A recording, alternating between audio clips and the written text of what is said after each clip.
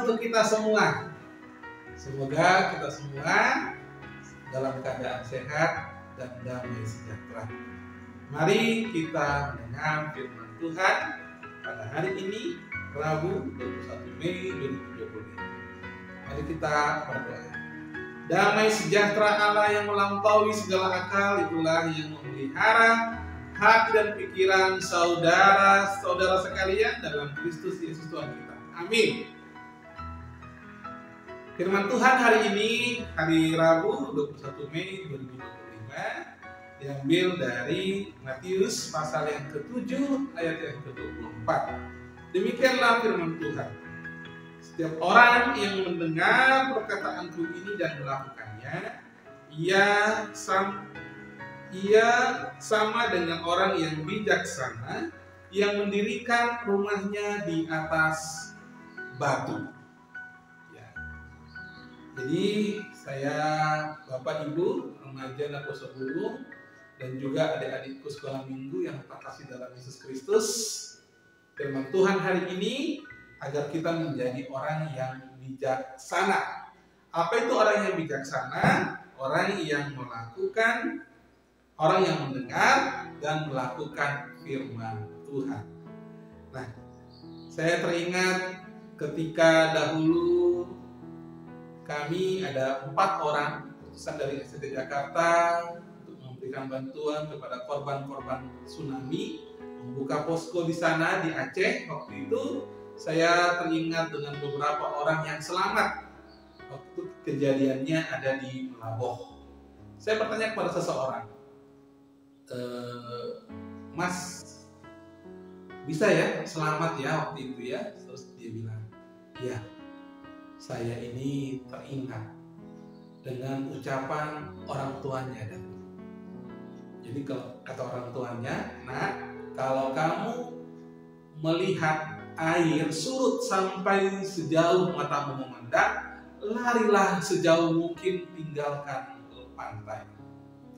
Jadi dia teringat itu, ketika dia melihat air itu surut sejauh mata memandang, dia langsung lari, dia teringat. Tetapi banyak orang yang terkecoh, mereka justru mengambil ikan, mengambil benda-benda yang ada di laut itu.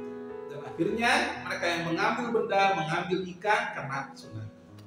Ini dia mendengar dan melakukan apa yang dahulu pernah diperintahkan oleh orang tuanya. Hari ini juga kita akan belajar bagaimana orang yang bijaksana sama dengan orang yang bijaksana. Artinya bahwa orang yang sama dengan bijaksana adalah orang yang mendirikan rumahnya di atas batu.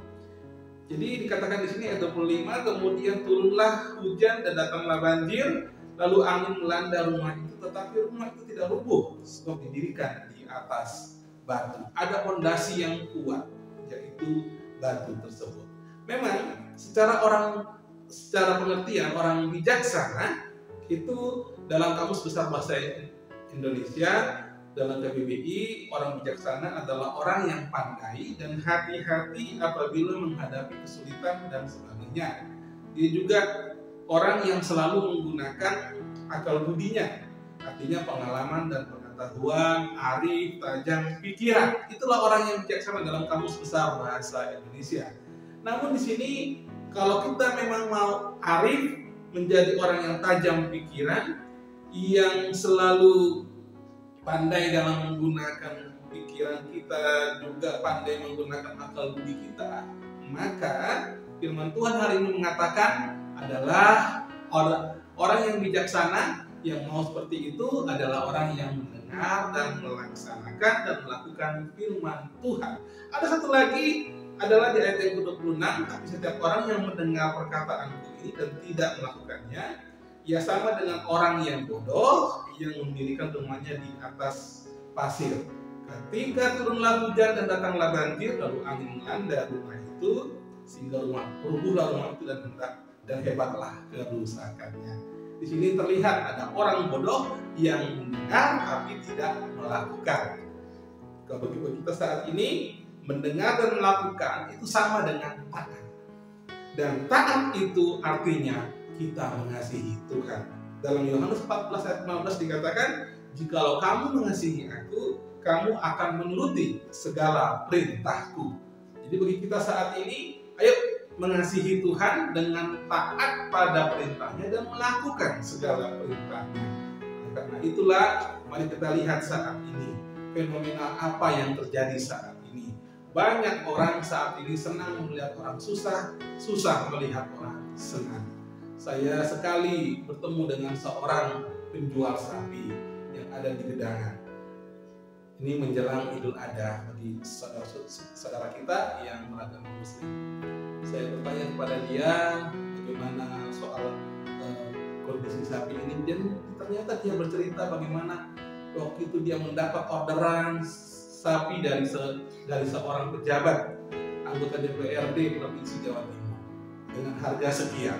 Dia sangat bangga, dia ceritakan kemana-kemana, tapi kemudian 2 hari lagi sapi itu mati mendadak tanpa dia ketahui. Artinya memang banyak sekali orang yang sirik, banyak orang yang iri. Nah, bagi kita orang Kristen, janganlah seperti itu. Firman Tuhan mengatakan, kasihilah seorang dengan yang lain, saling mengasihilah kamu. Ayo kita lakukan. Firman Tuhan juga mengatakan, kalaupun kita punya musuh, kasihilah musuhmu. Berdoalah bagi orang yang menganiaya kamu. Itu kita dengar, mari kita lakukan supaya kita menjadi pribadi yang tangguh, yang mendirikan rumah di atas batu, bukan di atas pasir. Jadi kalau kita sudah tangguh, kita lihat ujian-ujian hidup pun akan kita lalui. Kalau dikatakan di sini bahkan banjir, turunlah hujan dan datanglah banjir, angin melanda. Tapi kalau kita mau melakukan firman Tuhan, mendengar dan melakukan, kita akan menjadi pribadi yang kuat, pribadi yang tangguh nantinya.